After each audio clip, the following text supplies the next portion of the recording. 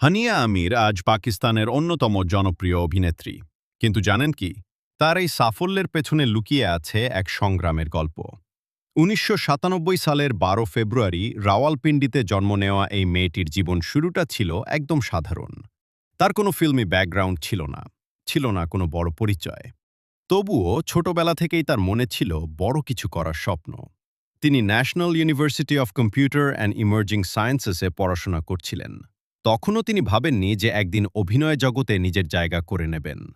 সবকিছু বদলে যায় যখন তিনি মজা করে ডাব স্ম্যাশ ভিডিও বানাতে শুরু করেন। সেই ছোট ছোট ভিডিও সোশ্যাল মিডিয়ায় ছড়িয়ে পড়ে এবং এক পরিচালকের নজরে আসে। সেখান থেকেই তিনি সুযোগ পান তার প্রথম সিনেমা জানানে কাজ করার। আর প্রথম কাজেই তিনি দর্শকদের মন জয় করে নেন।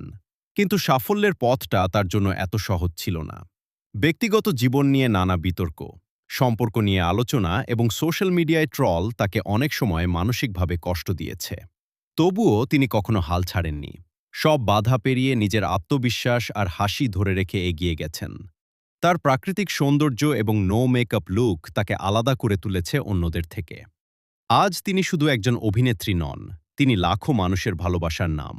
তার গল্প আমাদের শেখায়, আপনি যেখান থেকেই শুরু করুন না কেন, স্বপ্ন আর পরিশ্রম থাকলে একদিন সফলতা আসবেই।